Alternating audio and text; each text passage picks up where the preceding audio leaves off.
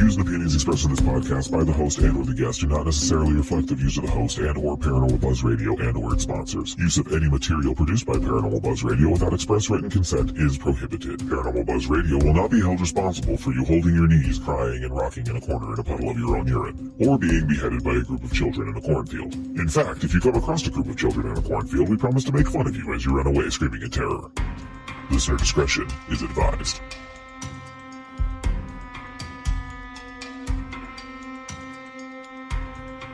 Welcome. You're listening to Spoofy Talk with host Madison Smith from Madison Paranormal Investigations and Girls vs. Ghosts.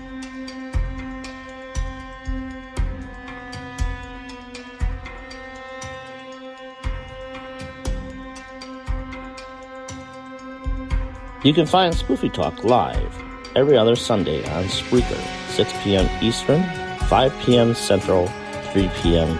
Pacific.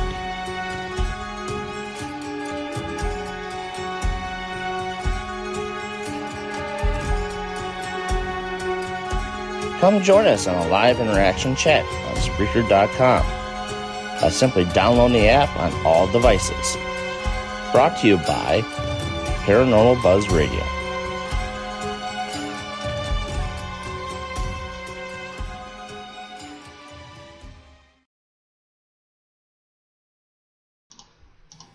Here's your host, Madison Smith. Hello everyone, I'm Madison Smith. I'd like to welcome you all to Spoopy Talk with Maddie. Tonight's show I have a couple of repeat guests. As a matter of fact, they were my first guests on Spoopy Talk. These guys are part of the reason I have gotten as far as I have. So let's give a big spoopy welcome to Nick Simmons and Aaron G. Thompson, the guys behind Ghost Crier, or now known as the Netflix series 28 Days Haunted. Hello, Maddie. Thanks for having us. Yeah. Hey, Maddie. Hey. So, before we start doing anything crazy, let's get just a background history on you guys, you know? Just tell me about yourselves. Nick, take it away. Alrighty. Well, Aaron and I met a long, long time ago in a galaxy far, far away. I think Maddie might have been 4 at the time. 2009. Aaron was running around work one day. I'm going to start a ghost hunting group. I'm Aaron G. Thompson, this and that. And at the time, my wife just happened to be working there with him as well. And she's like, well, you can take Nick. He's as big as a door.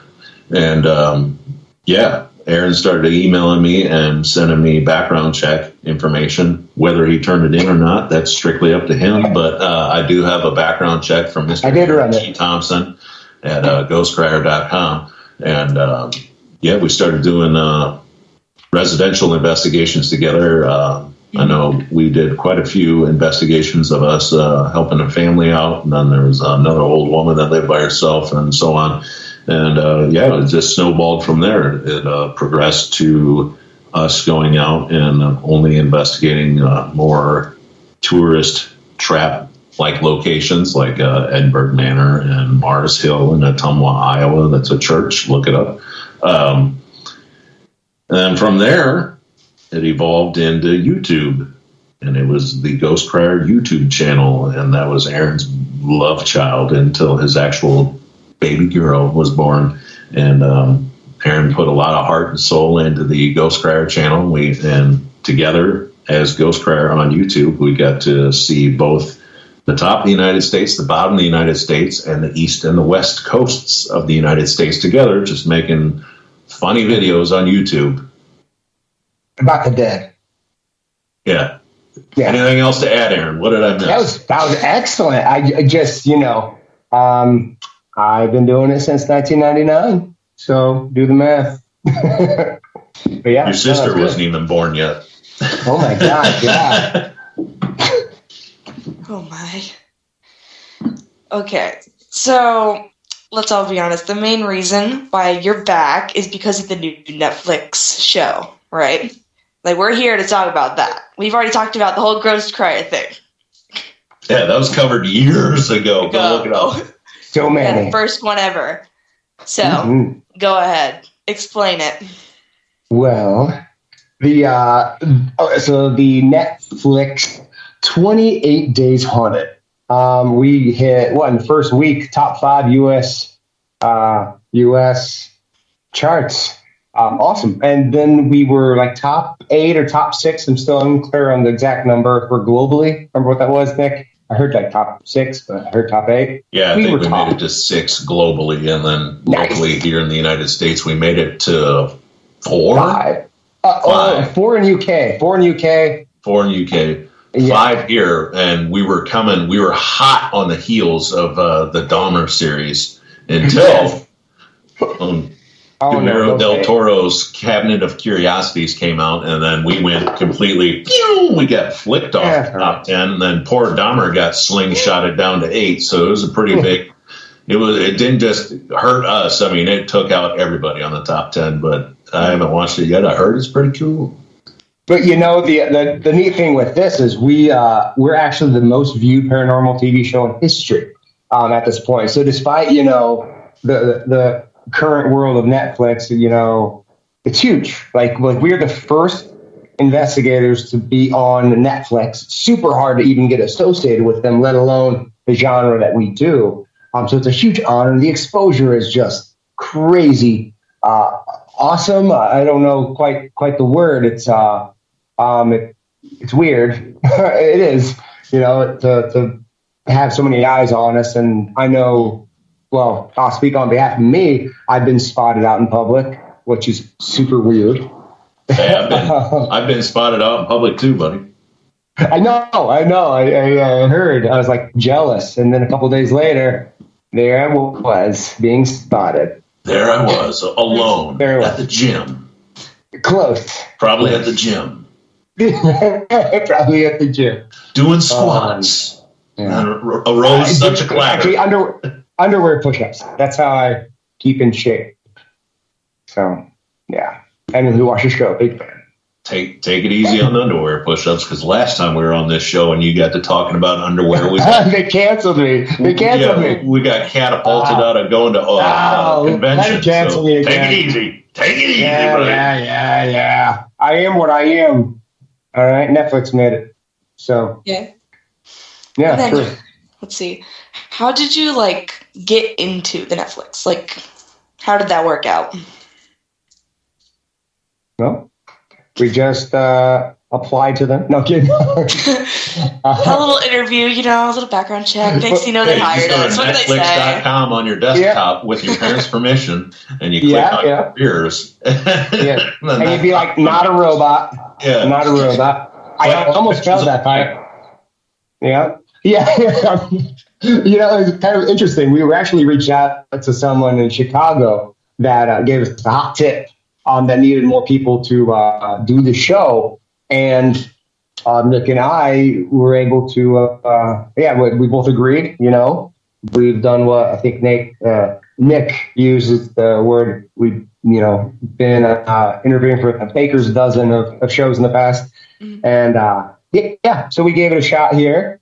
And it was probably the longest and most intense type of process that I've been through.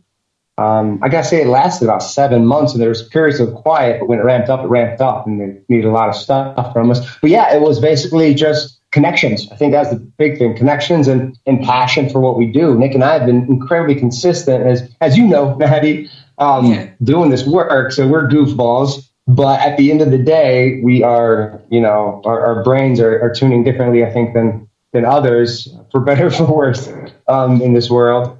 But we are incredibly passionate about the ghost hunting or afterlife research, whatever we want to label it as.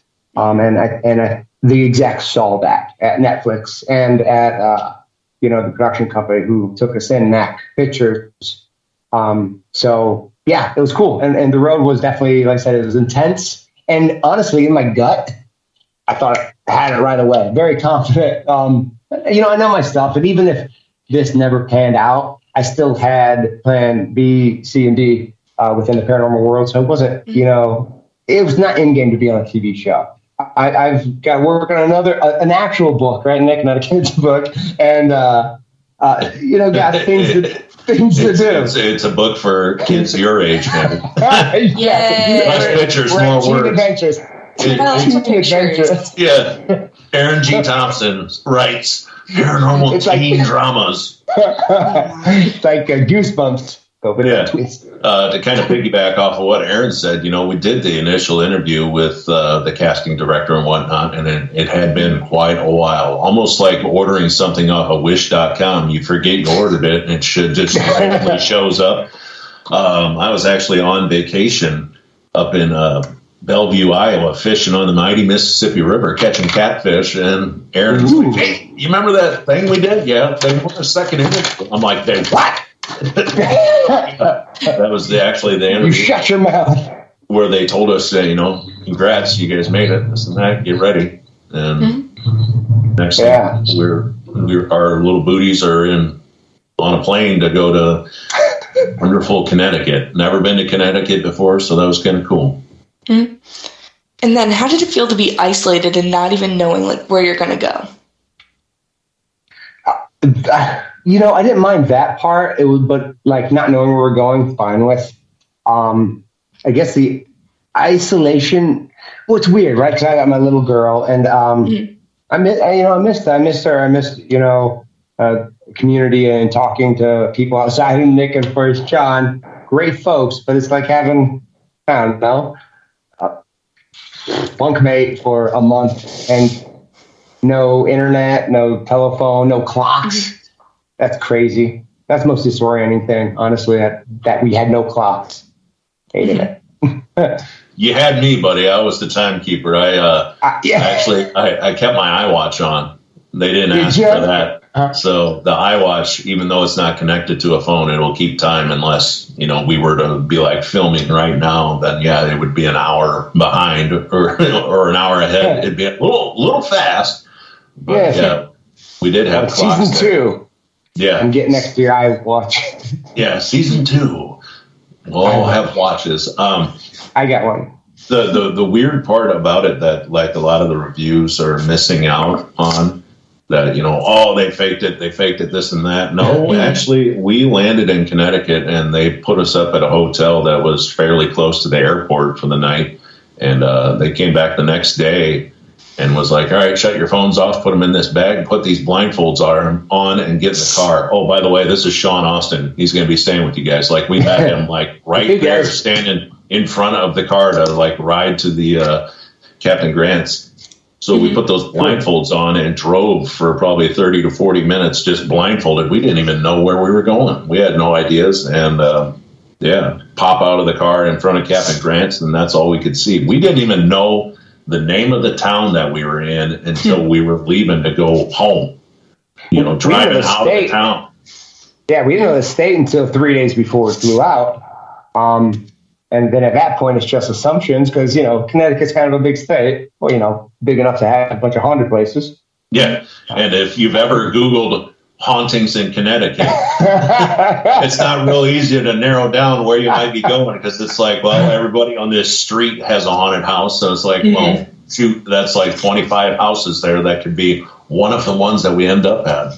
Connecticut has Norwich State Hospital, which is a big haunted asylum. It's 8 Edinburgh Manors times 2. It is insane. The highway goes right in the middle of the property. So at one point on that road, you are surrounded by haunted asylums on both sides of the roads. It's intense. And then there's another sanatorium down by the sea. So it's really kind of hard to kind of guesstimate of where you could be going in Connecticut.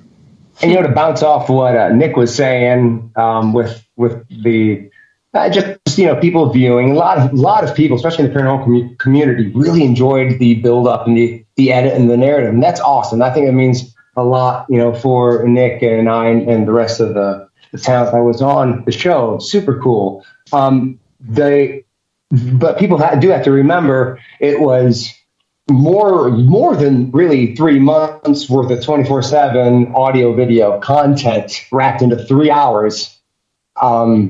So, the edit, the narrative was so to the point of where it was pulling. It wasn't wrong. It was just fast in some areas. And there's more build up, that we knew when we were on site than what was presented. But yeah, I mean, all the stuff happened. It was quite a moment. I see that, Nick. Very nice. Did you light your candle, Nick? No, I haven't lit my candle yet. It's actually still sitting here on my desk. I ate some of the chocolates so I ate the chocolate. Since we're on radio, we might as well describe what's going on. So on my desk here, Netflix sent us all a care package shortly after the release of the show.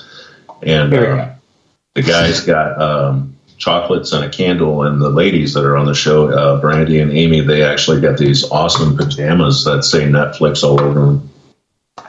Well, there's the chocolates. They're kind of like De La Beverly Hills. Yeah. Mm-hmm. Day of the Dead chocolates. They're like little candy skulls, and this candle. It smells awesome. I lit a candle yesterday. Yeah. What to say? Can you read it to us? Too. What to say? Say the name of it. Fleur Fantôme. Oh, fancy. It smells awesome. It does. Yeah. Anyways. Yeah. Thank you for that little review. I loved it. Thank you. I'd love to hear more about the candle, honestly. That's my favorite part. It lights with fire, actually. We had to stay in a location for 28 days to get that candle. The things we had to do, let me tell you. I was semi-possessed or, pressed. Yeah. Wow. So, out of the locations that were in the show, would you have changed it? Would you have changed the location that you were at if you had the chance? Yes. It wouldn't matter for me, but I'm curious on Nick. Nick, go ahead. Go for it. I definitely would have changed the location to more of like that asylum that I was talking about. Is overgrown. Oh, I thought you meant choose between the three. Okay. Yeah. I agree with you, Nick. But yeah, go ahead, sir. Oh, yeah.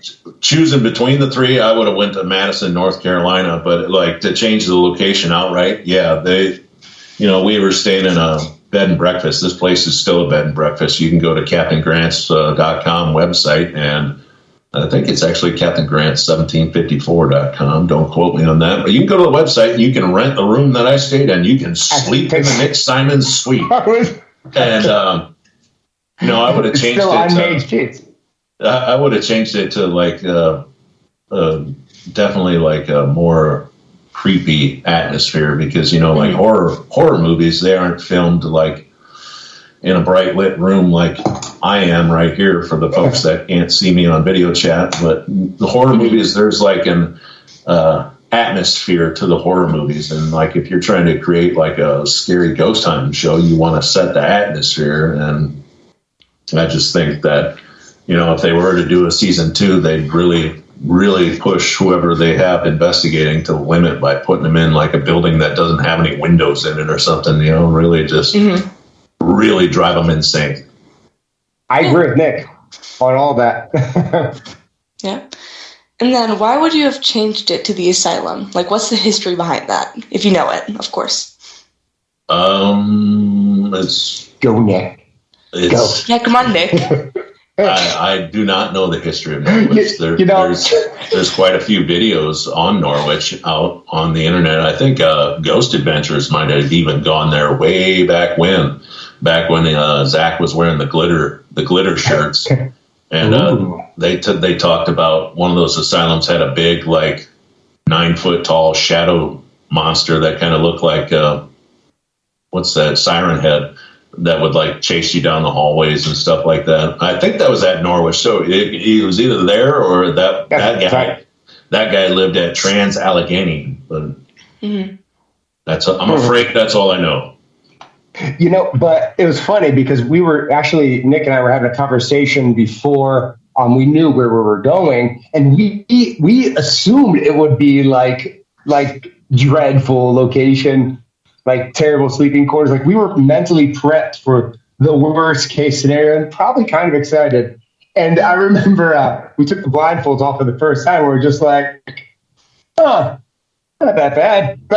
It's just how you take a bed and breakfast. Yeah. Guys, That first time we took them blindfolds off, like 7 dudes come running around the building. They're like, all right, we need to reshoot this again. And remember that you're supposed to have an ominous feeling. And we're like, oh, okay. By the probably 10th time that we shot that, I think Aaron and I had it down pat. But yeah. But you gave us a better breakfast with air conditioning, so what do you expect? Yeah. I can't wait to grill out and soak my feet in Epsom salt. We did grill out. I don't know about the soaking of feet, but I don't, maybe. You were just so ready to sleep on concrete, dusty floors, and then you just pull up there. I would have hoped they would have had a blow-up bed, but yeah, it would have made do. Yeah, we were mentally prepared to get bit by those ticks that makes you allergic to red meat. Ooh. Of course, as you should be. You should be ready. Okay. Let's see. So, what's the best piece of evidence that you've gotten from the show? Well, Maddie. Aaron. So evidence is kind of a funny word. I changed my terminology on that. It seems as investigators, we collect data and group of data or many moments of gathering data. We hope to put forth to evidence, but evidence seems to be exacts, and we're not quite at exacts just yet. So, that's just my nerdery, my EVP type scenario. But, yeah. So, anyways, data, collective. You know what? So a lot of things weren't seen, of course, the way it was cut. Honestly, I could say our best data was left on the cutting room floor. I know day one, there was a moment when I was solo in the attic and the entire trip wire, basically a rope of EMF detectors around me lit up. And at that time, I witnessed it, of course, and then I got a tight static feeling around me, and I was able to describe that on kind of a terrifying way to the camera. I was trying to rush it out, and then it lit up again, and I felt nothing. It just went away. Like this weight was lifted off, and it seemed that I actually, the next couple of weeks, I was kind of in a moment of oppression, which was fascinating. And I started isolating myself. I was getting more frustrated with Nick and Sean in general. And I just was, I just didn't almost want to be there. I was just kind of doing, just following along. And then I had a visual moment in the mirror that Nick had an experience with, and I wanted to kind of replicate it, or at least see what the potential was. And I ended up seeing like my face looked like a social media filter, I would say, and it looked like it was a witch's chin and a witch's nose. I looked like a witch, even down to long hair. And I look at this very confused. Then I was ushered to a seat by Sean. I was, again, mad at Sean, and shortly after that, really mad at Nick, as they're both saying something looks different with me. So then I just wanted him to kind of honestly shut up and move on, and I wanted to do some work. We kind of quit doing drama. So I told him to get the water. Well, they thought I meant bottled water, and Sean thought I meant bottled water, and I meant his holy water. I'm like, let's just go to the top. So he threw holy water on me, and I tell you what, it burned like acid. And when that hit me, I said some, explicit moments, some MA rating moments, and I started repeating the prayer, St. Michael's prayer from Sean. And as I was doing it, I was feeling this net kind of lift off of me from my feet, and it was moving on up past my head. And the whole time I'm cussing the prayer. And Nick has the camera, says the funniest thing. He's like, I don't think that's in the prayer. Like in this moment of like epic, this is the TV stuff that should have been on, in my opinion. Nick says the best thing, which I actually appreciated that, I think, at the time. But then after it was lifted off, after we were done with it, I looked at Sean and said, thank you. I don't know what you did, but I'm happy now. The contrast of emotion was so crazy that to not see it documented the way I feel it should have been, it is what it is, but that happened there. And I thought that was pretty fascinating. And then we worked as a team, and we stopped, the the thing that was in there. But it's like a superhero story. Oh, wow. Mm-hmm. I'd say for me, probably the most compelling evidence data that we experienced while we were there that didn't make the cut. There was a spirit reported to be there by the name of Liam, and Liam had a thing for gentlemen, we could say. He was a gentleman himself, and everybody, there was these journals that were in each of our rooms, and in the journals, people would speculate how, something grabbed them or pulled at certain parts of their body. And one night we had the spirit box going, and a voice deeper than mine come across the spirit box, and it said, "Aaron is attractive." And you could tell it was a guy's voice, and it was very... I started laughing. Like, I was laying on the ground. It was like, cool. Did you hear that? And I thought it said Aaron is quite an attractive man, but it did say Aaron, it's attractive. Aaron it's clear, though. Is attractive, and that happened multiple syllables. That day he was wearing this T-shirt that was cut with a very deep V and these short sweatpants shorts, and I could nearly agree with him that night. No, I'm just kidding. My bed did shake day 2 or something like that. But all that thing with the Aaron is attractive. Like, I can still hear it to this day. Like, exactly. I wish you had it. Sounded like where I was standing. And it was a huge thing, because we'd been reading in these journals about how Liam is supposedly, a gay gentleman, and thinking back to the times that Liam could have lived in, that was a very, taboo thing to have going on, and then to hear that Aaron is attractive, that's kind of creepy. More lighthearted. More on the lighthearted side, though. I mean, one thing that didn't make the show that I know I experienced every night was, we'd get done investigating, and Aaron and Sean would usually zip up to bed and go to bed right away, and I'd stay up until 4 or 5 o'clock in the morning just looking at the audio and stuff that we recorded that night. And I'd always be laying in bed, around 4 or 5 a.m., and you'd lay there and get settled into bed, and your heart rate starts to come down, and everything just kind of slows down and chills out. And it always sounded like somebody was like walking around. It'd either be downstairs or upstairs. It's like, these guys have been in bed for 3 hours now, and not a peep out of either one of them. I don't think that it's one of those two. Did I leave the front door open? Is it unlocked still? Did production come in here to adjust something? Well, I mean, what's going on here? And it's kind of creepy to have something outside your bedroom walking up and down those old wooden floors. I mean, one night, even the door handle to my room jiggled a little bit. Like, I was like sat up in bed, and I'm like, my door handle's jiggling, because we had those cameras right at the end of our bed, and they must not have been able to get it in the shot, just because it was a fixed camera. Like all the other cameras in the house, they operated on an X and Y axis, so they could do, 180 degrees each way and 180 degrees up and down. But the cameras in the bedrooms were all static cameras and couldn't move, so maybe that's why it didn't make the cut. It was funny. When I got stuck in the attic, because I went to the attic to check something, so I was solo, coming back to check on a noise that was reported there. And so the other guys are out and back, and I so check on it real quick, come back. But I went to the attic after looking around, and there's nothing that I found in the attic, but I immediately went back down, and this is within the first week.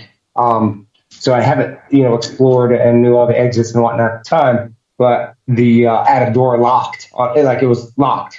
It closed behind me and locked, So I remember just looking at the camera, looking by the camera, and all I said was, "Of course it's locked," or "Of course it's happened," or something like that. It's just very like, where's the murderer at now? What's going to happen next? Horror movie. A little whisper over the top of his shoulder, "Aaron. Yeah.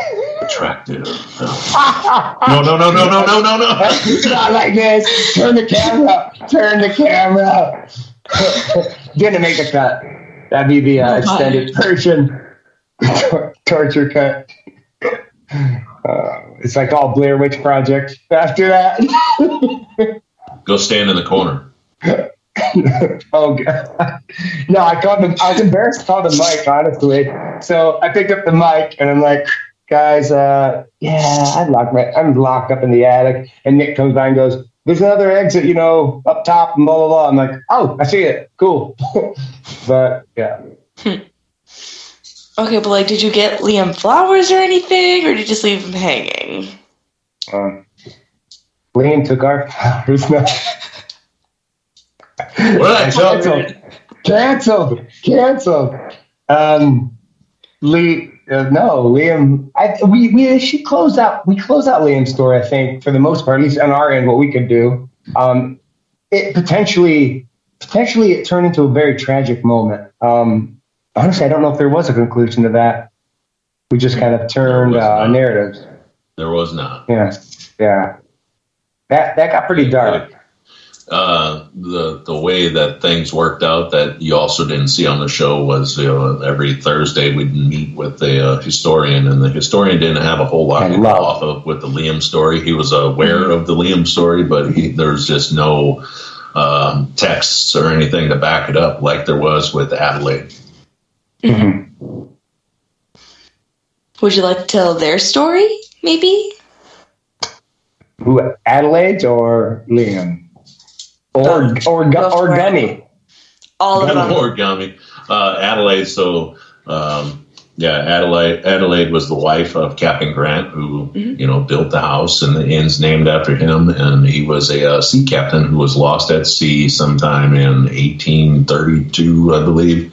He became lost at sea, and there was all these rumors that he was either murdered by his crew or he was lost in a hurricane. And both stories kind of follow the same fishbone chart of his body coming back to Preston in a pickle jar. Barrel. Yeah. Or excuse me, not a pickle jar, a rum barrel. Yeah. They shipped him back to Connecticut in a rum barrel, and supposedly he was buried in the rum barrel. And did Adelaide actually see the body? I don't know. There's no text on that. Yeah, because I know she died in her 80s, and from what we understand, it's almost a tragic love story of her just waiting for her captain, which we got a lot on the Spirit Box in an EVP format. My captain. Yeah. Wait for my captain. Yeah, that's pretty much the whole story of her haunting there is she's waiting for him to come back. And even though he might have been lost at sea and been shipped back, she still waited for him. And one thing that didn't make the show when we were over at the cemetery was I took dowsing rods over there, and I'd walked over Adelaide's grave and had the dowsing rods touch. Anytime you walk over a grave, that void in the earth will cause those rods to touch together. And when I walked over Captain Grant's grave, who's right next to her, they didn't do anything. They just stayed straight. So I'd go the other way, walk over Captain Grant's grave, they'd stay straight. Hit Adelaide's grave, they'd come together and touch. There's an emotional scene. Yeah, I even said some swear words, and then I said I'm about to cry because that's just so sad that that explains it all. That she's there, still haunting the place, waiting for him to come home. If that truly is, if the dowsing rods were wrong, which 97% of the time that people use those to detect a grave like that, 97% of the time it works. And that's a Google fact. They have a 97% chance success rate on finding graves. And if I was, the one outlier that sucked at finding graves, then so be it. But as far as the Adelaide story, as far as the Adelaide story goes, if they could get more firepower of the University of Connecticut or whatever to use ground penetrating radar to try to figure out if Captain Grant is indeed buried at the bottom of that grave. Yeah. It'd be huge for that story. That explains why she was still there waiting. And and it was fascinating because Nick and I, even Sean, paranormally, not so much psychically. The psychic, Sean's abilities backed up a lot of what we got, but a lot of what we found and we matched with a historian that we're able to speak with, because we would feed information that we got, and the historian would be like, "Oh my God, I don't know how you guys are getting this, but this fits what you're saying," and that's kind of how we'll take the next segment or next phase. And we got a lot of that just through our investigative work, but that really wasn't explained. It just had me holding the camera and doing laundry. But Nick was sandbagging and crying because I got on your last nerve, allegedly. That was their way to compliment Ghost Crier. They're like, "Oh, we like this guy, so let's show him we love him." I'm like, "Thanks, guys." There he is. He's the Ghost Crier. Ghost Crier! Cry at the night. Yep. And then I'm interested about Gummy. Oh, yes. I want to hear this. So, when I've used the Ouija board for the year, not like I've been consistent with using the board, but throughout the years, I've used them a few times here and there, and they've never really done much, but I've always understood the context and that they're a tool, just like a lot of tools that we use, but they tend to be a little slower, than what I like. However, we were just rocking this house, and we were there every night, and da-da-da-da-da. We pulled out the Ouija board. Sean didn't want us to do it, but we did it, and we did a session in the living room, and we got Gummy, who maybe was a prospect. Oh, the Gummy! He seemed nice. He's an old-timey prospector. Yeah, see, that'll give you about 50 cents down at the essay. I lost my teeth. I got no teeth! Yeah. Oh, he said on the Ouija board, I got no teeth! Yeah, there's a lot of typing. We got a year on that one. We got name. It seems like we even said bye, I think. Something. Yeah. It was kind of cool. I mean, it was a short burst, Gummy. I think we laughed when we were like, Gummy. Wait a second. Yeah, that could be a name. G-U-M-Y. Yep. It could have been G-U-M-M-Y, but the planchette didn't move anywhere off of M, so maybe that's G-U-M-Y. Gummy. And Gummy. And how fast how fast the planchette was moving was fascinating, especially without Nick or I, applying force. And we're just keeping it steady and letting kind of energy flow. And it was moving to answers. And it was pretty fascinating. Mm-hmm. Okay, and then with the gear, what was your favorite part? Which one was your favorite to use? Sean. Okay. Yeah, no, I like Sean. But he's a human being. He's not a tool, guys. So I would say the spirit boxes are always solid. I mean, they really give us good direction. I know they're noisy. I get the context, especially for TV. They don't want to make good, scary TV because they're so noisy. But you really get some good stuff. A distance meter. There's a moment that I really liked. We were outside by an old cemetery, and we were using a distance meter. And the distance meter between these trees that we kind of isolated and focused on due to potential so-and-so, right? We're using our tools paranormally here, and something seems to be hitting between these trees. So I got the distance meter, and it keeps bouncing like 3 feet to 12 feet to 10 feet, which is a weird behavior outside. I'm not sure what the radar, the detector, the sonar is hitting, but it was holding at 10 feet. And they, I believe Nick or Sean, both of them were running the spirit box, and they were getting some good conversation, and it was like the witch type entity that we were speaking with, and that kind of seemed to be some of the overarching narrative. And I remember getting the idea of taking, I had a K2 in my back pocket, so holding steady at 10 feet, I'm like, you know what? Let me check. So I go around, so I'm not in the way of the beam, and I turn my K2 meter, and I just jab it like into where 10 feet would approximately be.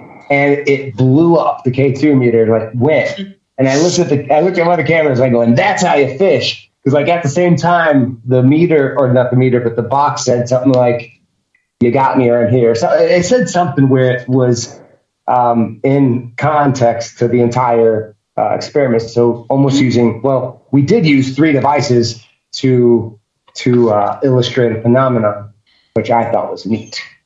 But it's not in the cut. So, how about you, Nick?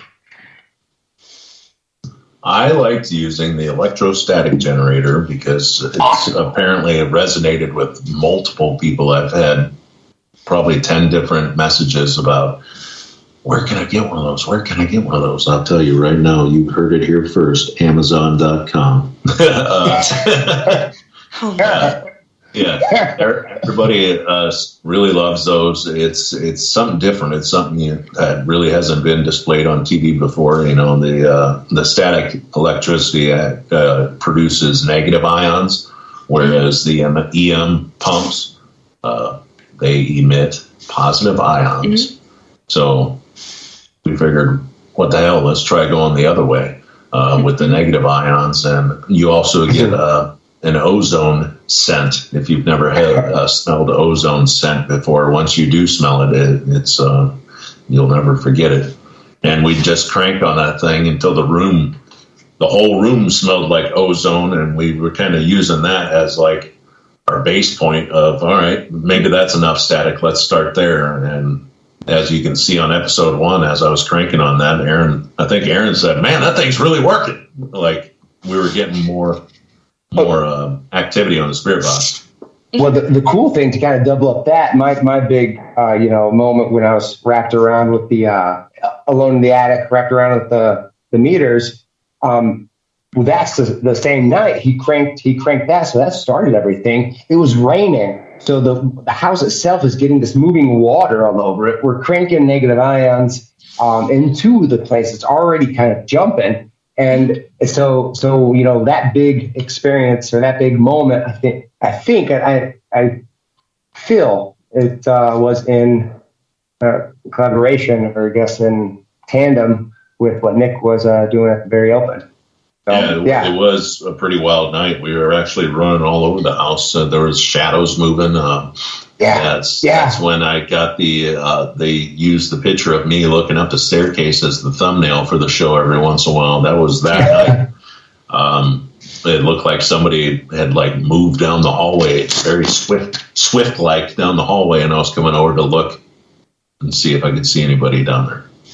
It was a wild first night. So would you say, have you used the positive side of it? So like, I know like positive ions, have you used them before? EM pumps, I've used those. Would you think that the negative worked better or the positive worked better? The negative worked in a positive way. Ooh, take that. I like it. I'm jealous. There's always been like rumors of like Mark and Debbie Constantino, God rest their souls, well, her soul. They the rumor was that like they had an EVP one night, and Debbie was asking, is this EM pump working? And like they got an EVP that says it hurts, turn it off. So it's very interesting. Of do they work how we want them to work, or do they work too much and actually hurt the spirits that we're trying to reach out and communicate with? Right. Yeah. Well, thank you for that. Now I know never to use that again. Yeah. Oh, you can definitely still use it and experiment with it. Practice, right? Yeah, experiment with it. Yeah, like I said, that was just a, like word on the street. I don't know if that was really what happened or not, but that was what I was told a while ago, and that's when I started looking into alternate options of what I could use to charge up location. Know what I mean? And, I know what you mean. The interesting thing with what we do is I always tell people it's a practice. Psychics, honestly, it's a practice. They're constantly doing what we do is a practice. We learn new techniques. We evolve. We see what works with us. We build rapport with with what we're after and how we present ourselves. And same thing really with lawyers and doctors. They call it a practice for a reason. So yeah, keep using different devices and same devices and whatever. Practice. Of course. And then for you both, what was your worst experience while there? Nick was spooning with me one night. That was Liam. No. Aaron is attractive. Yeah. I was like, what? Sounds like you, Nick. You know what? Wait a minute. I recognize that voice. Yeah. And that beard. My worst... I gotta say, it doubles up as my worst and almost, I don't say best, but a very positive moment is that moment where Sean actually kind of lifted that oppression that was off of me because it was such a unique feel. I was honestly embarrassed that something like that would have applied itself to me, and I was unaware. But mind you, we didn't know about this house. We went in blind. I didn't know about the game board of what we were playing, which is the haunt itself.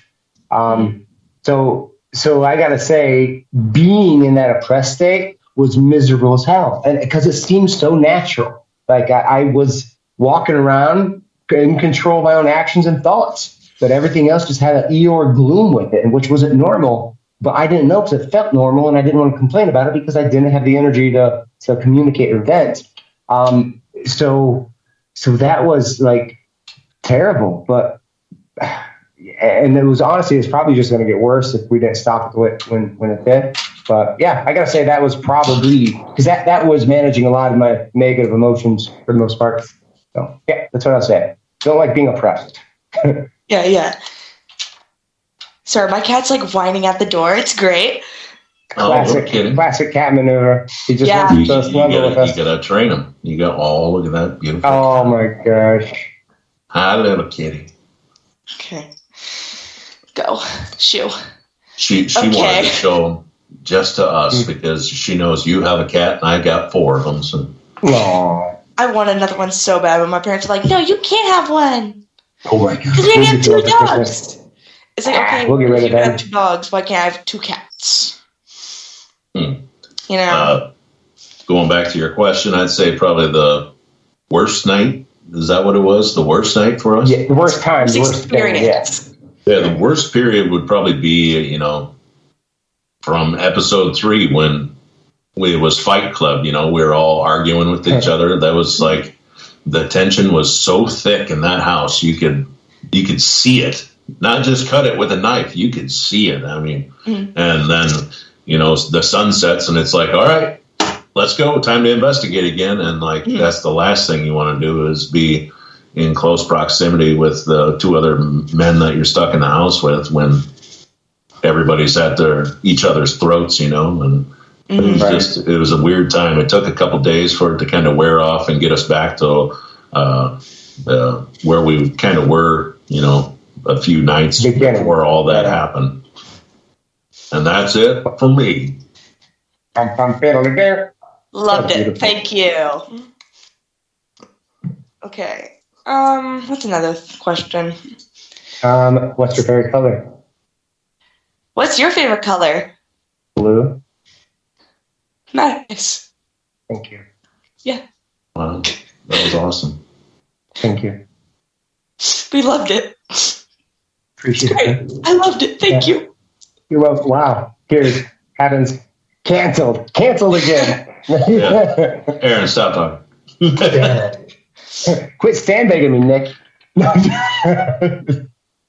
Sorry, call back. Okay, so for food, did they get it for you, or did you have just a fridge just full of stuff? I've got to know.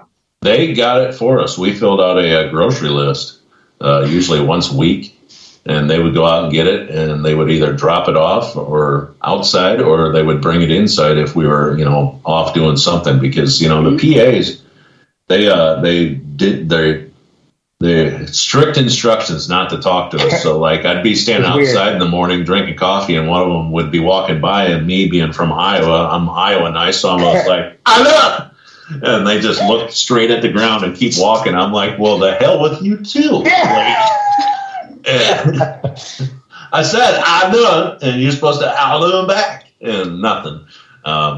So yeah, we had, oh man, we had steaks, chicken, you name it. We was grilling it. I grilled Spam one night. I'm sad that they cut that from the show because that would have been a wonderful illustration about how the group from Iowa is coping with the 28 days of isolation. Well, they're doing fine. They're eating Spam sandwiches and mustard. Aaron made frozen pizza one night. It was DiGiorno, not delivery, guys. Yeah, Aaron tried to eat raw cookie dough one night. That clearly the side of the package says raw cookie dough. These guys are living in fear. I would have ate if they weren't around. I'd still eat it. Oh my! Take it away. We did have a conversation. No, I think, yeah. Oh, steak. We had a lot of steak, which was delicious. So. Yeah. Steak and chicken. Steak, chicken, and we made kale chips one night. The camera guy, we were able to start a conversation with the camera guy one night, and I'm like, don't tell anybody. Google how to make kale chips. We get all this kale. He's like, all right. Then he came back like an hour later, and he like printed off how to make kale chips, and we made kale chips, and like we're munching on them. It's like MapQuest. Back in the day, we had to print off step one. All right, back out of your driveway. The car drive and proceed 1.3 miles. Yeah. Yeah. Oh my! Ghost, am I right? If they were to do a behind the scenes, would you approve it? Yeah, sure. Yeah, absolutely. You just see us sitting around going over, the night before. That was a weird thing. Some good jokes. Yeah, good jokes. Me and Aaron talking about kiss chicken and whatnot. Standing outside laughing at each other. Yeah. You'd see a lot of like side conversations just about almost anything in the world you can imagine. An extended cut would be cool. Yeah. They should do like really off-brand cooking series. They could probably pull it from this show too. Yeah, Aaron could, you'd see Aaron doing dishes with his bare hands, like not even using like a wash rag or a sponge or anything. Don't need it. Just soak up the plate and rub the plate with his fingers. Fingernails. You gonna scrub that at all? He goes, yeah, I can get it. No. Done. Make me aware. Yeah. It works, guys. Hot water scalds the skin. Behind the scenes of me taking the garbage out. Behind the scenes of me picking vegetables out of their garden. And like the owners live next door. And they were outside one day, the day that I found their garden, and they had this cucumber that was ready to harvest. And I picked it, I held it up, and I yelled to them. I'm like, can I eat this? And the lady was like, yeah, it's fine. Go ahead, take it. And we took it inside, sliced it up, and dumped ranch all over it because we're from Iowa. Oh, pass the ranch, and it was good. Yeah, Chef Boyar Nick. A lot of sugar and ranch. You guys like ranch? Yeah. I mean, I switched to blue cheese, but yeah. Ew. What do you do? Honey mustard. What do you do? He said. Honey mustard. I don't want to like ranch. It's just disgusting. I'm disgusted. This show is over. This is done. I'm canceling myself. He's leaving. I'll stay. I'm sorry, but I got nowhere else to go. Eat chicken tenders with ranch instead of honey mustard. Oh. Like, I can't with those people. I was eating a cucumber with ranch. You want to put honey mustard on a cucumber? I would have been like cucumbers. I'm leaving this. Wow. Show. Sorry. Come on, Nick. Grab the cat. We're out Let's go. Fork over the cat. We're out of here. Yeah. No more questions. If it makes you feel any better, I'm not one of the people who like pickles but not cucumbers. Like I don't like pickles and I don't like cucumbers. Like it's just a no for me. Either way. You're missing out. You should eat your vegetables. No, I'm not missing out. Trust me, I don't like them. You're missing out. I made a batch of pickles this summer out of the cucumbers that I grew in my backyard. I'll give you some. I I'll pass. Thank you. Well, it's a gift. It's a gift from a Netflix star. It's a gift. It's a gift. I politely decline. Thank you. I'll happily decline. What else you got, kiddo? I don't know. Like, the show's almost over. What do you guys have? I'm going to launch AaronGThompson.com soon. Don't get excited, guys. Soon. Yeah. Hopefully by the end of the week. But that should have all my stuff on it. Maybe I'll put a picture of Nick's face. I don't know. Maybe you're gonna have like a little photo gallery on there, like. No one likes photo galleries. I'm just gonna have one giant picture of me. I already got the website. It's just a free Wix right now. It's one giant picture of me looking awesome. Nice. Yeah. Okay, so before we wrap things up, where can people find you? Yes, I told you. Nick? You can find me on most social spaces at Big Nick Simons because I'm as big as a door. Some I'm more active than others, but for the most part, it's just I set up a Facebook page that you can like. Go like me there and holler at your boy, as the kids in the streets say. I like it here, right in my heart. I'm at what am I? I'm at Tisme Aaron G. What's my name? G-E-E. Say my name. So at Tisme Aaron G. Most social spots. Probably all of them. Even LinkedIn. Okay, and then what are your upcoming events? Oh my gosh. I'm pending 2020. Actually, quite a bit's coming in. So if anyone's listening to us, need a book, throw some deets my way. Actually, I do have quite a few popping in, so I'm in conversation with that. So I'm not sure yet. I haven't announced the 2023, but it's going to be busy. It's going to be pretty awesome. But we're doing a pretty cool thing at the YMCA, Nick, right? Yeah, we are. Yeah, we are. Say something? Nope.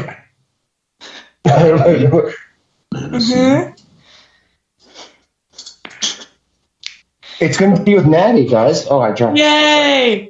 Yeah, it's December 3rd, guys. Check it out. The YMCA, Rock Island, Illinois. Yeah.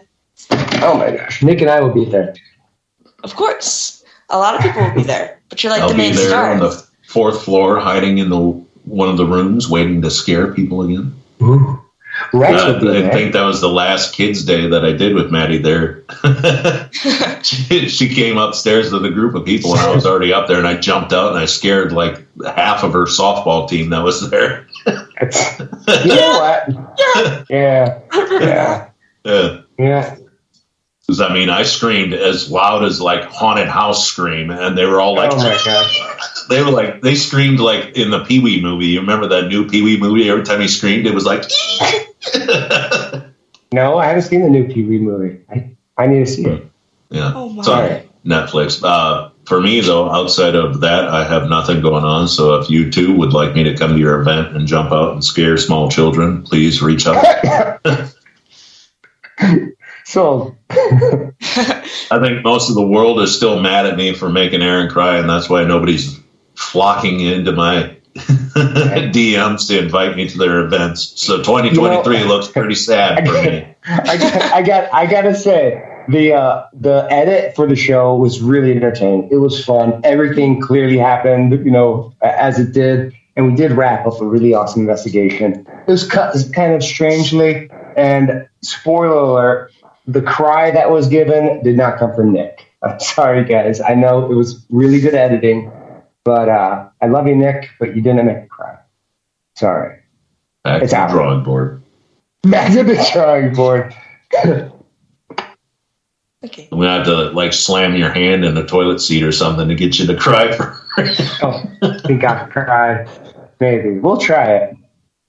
Oh, my. Welcome to another episode of Make Aaron Cry. Okay. Well, it's hard to believe that it's already been an hour, but it's time to thank Aaron and Nick both for being on Spoopy Talk. So thank you. Thank you for coming on. Thanks for having us. It was fun. Yeah. Well, it's always fun, Maddie. Those listeners that don't know that long time ago, little Madison reached out to us and was like she was our super fan here locally in town. And that was back when she was just a wee little lass. Yeah. The first time we met her, she gave us all T-shirts. I still have it hanging up in my closet. I still got her drawings. I accidentally drank too much beer from that time to now and gained a bunch of weight. You have a drawing? Yeah, Maddie drew a picture. I still got the picture that Maddie drew. It's in a frame. Man, we got history. So we poke at Maddie, guys that are listening, but we love her.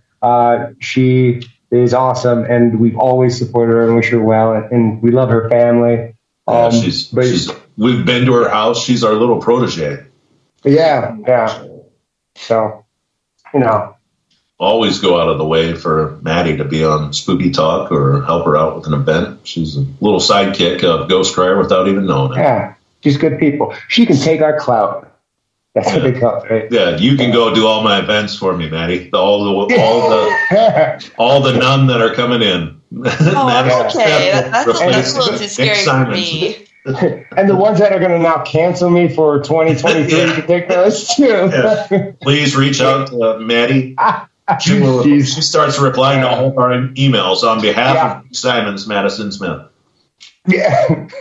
Thank you for that, Maddie, by the way. Candy.